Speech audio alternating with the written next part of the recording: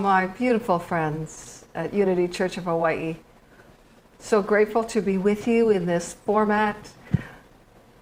It's another holy, beautiful Sunday, and I just want to welcome you to this beautiful sacred event known as Sunday service. So I got to join you all last week on Sunday, and it was marvelous. Last week, Reverend Johanna spoke about the great physician. And I just want to thank everyone that was in that service, the Zamar and the music, and Alethea and Guy Morello, and all of the backstage people as well, and Dr. Thomas, and so many that make this service happen. Thank you. And I want a special shout out and thank you to Lisa, who offered her transformational story last week. And it just opened my heart to hear how this ministry is supporting the transformation of lives. Because that indeed is our mission of why we exist, to transform lives and inspire people to make a positive difference in the world. And so I was so grateful for Lisa's courage to sort of share what happened for her and how she sort of lost her way, but then came back into the fold because of all of you and these Unity teachings. So thank you, Lisa, and thank you all for a beautiful service last week. The great physician, and I loved your story, Reverend Johanna, about the book of Job and, discerning the hidden meaning. And even though Job was a godly man, he was, like many of us, seeking answers to his suffering, to the challenges in life. And it certainly reminded me of my own challenges. I know part of the idea is that we need to stay focused on God and not on our challenges. So anyway, it reminded me of a few months ago in my own life as I was with you, and I was away from most of my family, and that was challenging. And then things began to happen. We kept extending my contract a little longer, and that was all right. But then we had the pandemic, hit, and we had to change everything we knew how to do in our ministry. And so many of our staff, particularly Reverend Johanna, just stepped in and created a whole new e-campus. But then I had my husband, beautiful partner, needing emergency open heart surgery. And it was so unexpected and so challenging to my very being. And then right after that, in the midst of that, we had this impending hurricane that actually never happened, but it was just sort of there to remind us of the challenges of life. So what I know is I needed to stay focused on God. And there were times when I had forgotten that, but many of you brought me back through prayer. So our beautiful teachings supported me through a very, very challenging time, as you did. And so I also want to celebrate today with celebrating our co-founders of our Unity movement, Charles and Myrtle Fillmore. Because this is their birthday month. They were both born in August. So I want to go back to basics, go back to how this all began for all of us. And our co-founders started our ministry in 1980s, and their birthdays were August 6th and August 22nd. And they believed that there's a spiritual solution to every human dilemma, and for us to keep our focus on God, not on what's missing, broken, and not working. So Myrtle Fillmore was born August 6th, 1845. Today she would be around 175 years old. So luckily she's not still in that body, because that would be difficult. And she was born as Mary Caroline Page. And she, as a child, chose Myrtle as her name. So she was a very young, bright girl and went on to college in a time when women didn't really do that. So she was a forerunner there. She went to Oberlin College and graduated from a one-year course called Literary Course for Ladies. And we sort of have gone away from ladies into women, but that was of that time. So blessed. She was ahead of her time. Charles Sherlock Fillmore was born August 22nd, 1854, and he would be 166 today. He was born in Minnesota, and his father was a trader with the Chippewa Nation, Indian Nation, and second cousin to the United States President, Millard Fillmore. So very interesting background. He wrote that his upbringing, it was kind of a Huckleberry Finn experience, much about hunters and trappers and roving the lands, and the Sioux Indians passed by his cabin, and so he had a very different experience than Myrtle had. But they were married in 1881 in Missouri, and so they began their life there and into this new world called unity. Now they struggled. They had many tragedies. One was the loss of a beautiful child, one of their children. So they were not foreign to losses. They had their own. And in fact, they went through the Great Depression as well, and they were invested heavily in real estate at that time. So they needed to stay focused on God. And Charles said it was nip and tuck between us and the sheriff for quite some time. And so they were challenged. And so they went through this financial crisis, but they did start with a divine idea, publishing a magazine. That was their first experience into this unity movement, was to publish a magazine. And then it was called Modern Thought. And indeed it was. And so that was the beginning of unity. And they built a 100-acre school during the Depression. So they understand challenges. And it was around 1887 when they were working these unity principles that you and I know, that Myrtle was in the midst of having her miracle, of praying to be relieved of her body of the diagnosis of tuberculosis. And over a course of a couple of years, she was able to move out of that condition through prayer and meditation and speaking to every cell of her body. So she and Charles both had a significant physical healing. So unity is founded on healing ideas, and we continue to be engrossed in the idea of healing. And much of where we are now is focused on our mental and emotional suffering.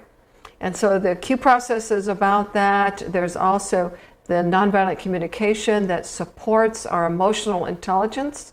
And so we're really moving more deeply into understanding self in that way, so we can become this Christed being that we're all here to be. So grateful for these teachings. So Charles Fillmore, one of his great quotes I love is, knowing that in the realm of absolute, the kingdom of heaven, that all is well. He said, thoughts are seeds, and when dropped and planted in the subconscious mind, they germinate, they grow, and they bring forth the fruit of their season. And so what came forth as the fruit of their season, the Fillmores, the co-creators and founders of unity, was 5 basic principles. Now, these principles were later discerned after they passed through their family and also unity ministers. But the first of the 5 is God is all there is, present everywhere. This is the force of love and wisdom that underlies all of existence. God is all there is and present everywhere. The second principle is human beings are divine at their core and therefore inherently good. So we believe that all humans are inherently good. Now, do we behave according to our inherent goodness? Not always. But indwelling presence is within us. And so we believe all human beings are divine at their core. The third teaching is thoughts have a creative power to determine our events and attract experiences, the law of mind action. The fourth principle is about prayer. Prayer and meditation keep us aligned with the one great power in the universe, prayer and meditation. And we are coming up on our World Day of Prayer, September 10th. So look for more about that through this beautiful ministry. We'll be having a service in that evening, September 10th, on our World Day of Prayer. And the fifth principle is, it's not enough to understand these teachings. We must live the truth that we know. We must embody these truths that we know. We can't just affirm our way to an awakened state. We must experience God. We must have an experience of these teachings in our soul, in the every cell of our being. And today I'd like to share a little bit about another family who has struggled through some horrific experiences.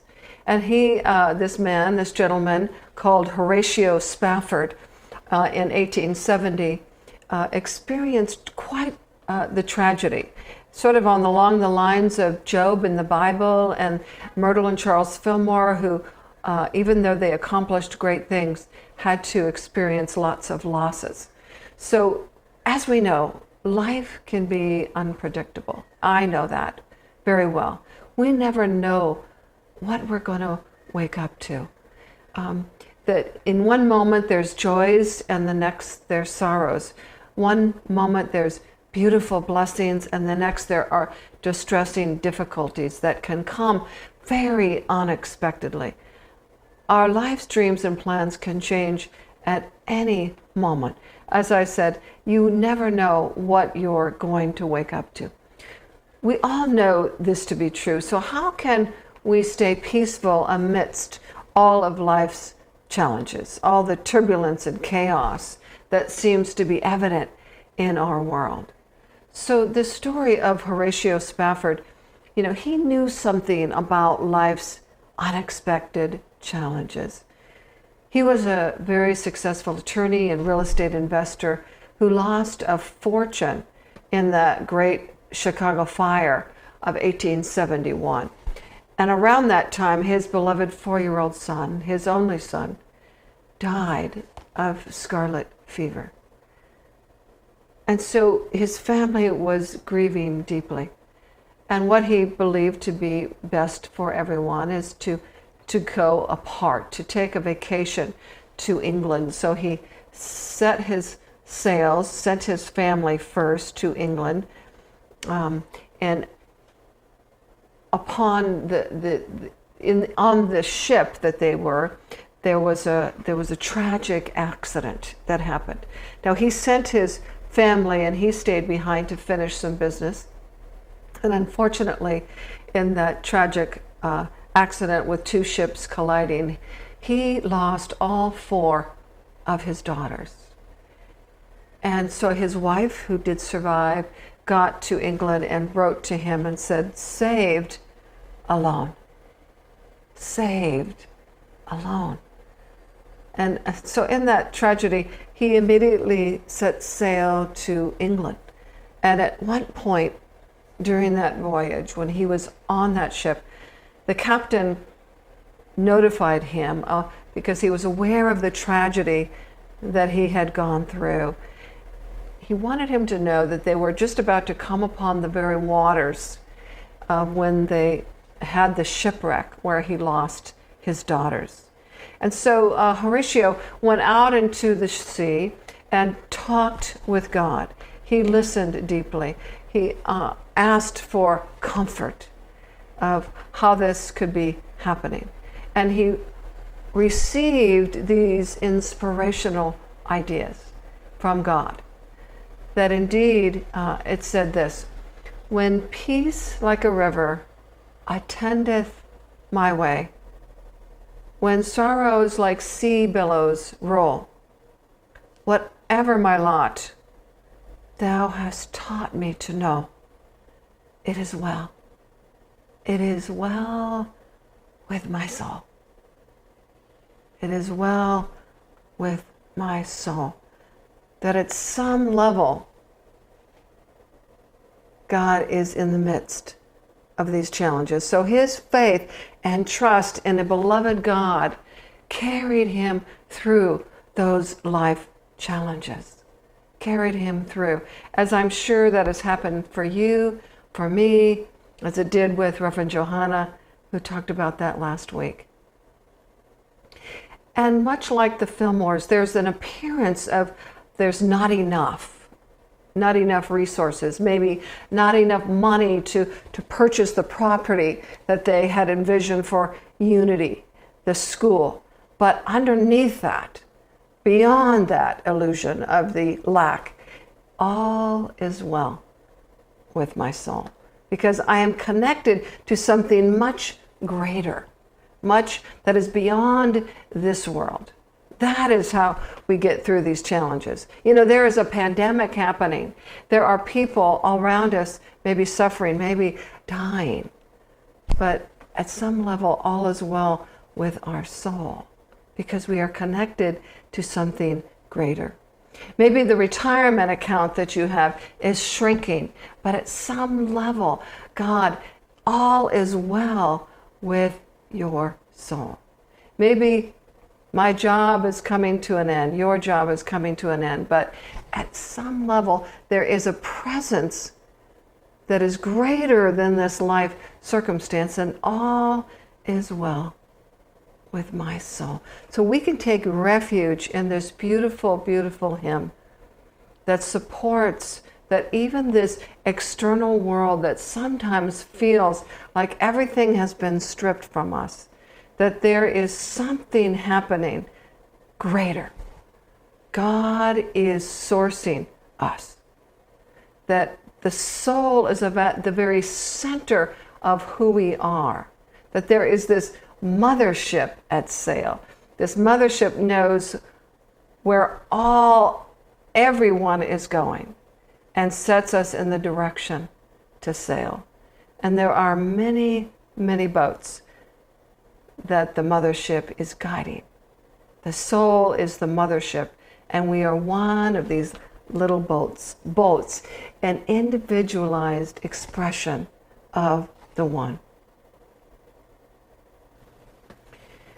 There's a scripture I love in the book of James, and it says this: consider it, this life experience, all joy, my brethren, when you encounter various trials, knowing that the testing of your faith produces endurance, and let the endurance have its perfect result, so that you may be perfect and complete and lack in nothing. Consider it all, brethren, when you encounter various trials, because that is the truth. Jesus taught us there will be trials and tribulations, but be of good cheer. I have overcome this world. I have overcome this world. Keep your focus on God thoughts. Keep your attention on the divine. And when we believe, like I do, I believe that the universe is constantly conspiring for my good. I believe that everything that comes to me is for me, that I can use it to express more of my God self, more of my divine self. Thank God for these teachings. Because if I didn't, then everything that came to me would be a punishment, or I would feel diminished by it. But because I believe in this indwelling power within me, and that I believe that this universal God substance is always sourcing me, always guiding me, that I believe that my life is divinely ordained. And even in the midst of this virus, I know that there's something that we can use in this to grow. whether it's a vaccine that's coming, whether we're discovering something new, but something magnificent will come from this tragedy. I believe that. I've seen it happen over and over, and I trust this benevolent presence. Jack Kornfield says this. He says, this virus isn't happening to us, it's happening for us. So let us use this virus to awaken. We want to up-level our connection. I love that. That is sort of a technical term right now. You know, we're all technically becoming more and more savvy with the Zooming. So up-level your connection by tapping into this divine source. Up-level your connection to God. And that we are moving into our next level of expression in this life. Right now, we are up-leveling our connection to the divine. Now, the world may be in turmoil and chaos. You may be experiencing some loss of yourself, as I have. But at some level, all is well when we stay focused on God. God will lead us out of this conditioned state consciously, and trust that this consciousness will lead us to a happier, more fulfilling life. I want to share a quote from Myrtle Fillmore, our co-founder. She was always inspirational and uplifting. She says this, as the sunshine brings out the colors in beauty, so the light of love brings out Christ virtues in people. So love deeply, she says. So we've been doing that in our nonviolent communication class, NVC class. We've been talking about what is alive in us and listening deeply, loving more gingerly. So the practice is up-leveling our connection to Source and offering more compassion. What the world needs now is more compassion, more empathy. We never know what someone's life is like beyond what we can see. There might be a tragedy that they've gone through, much like we've talked about today.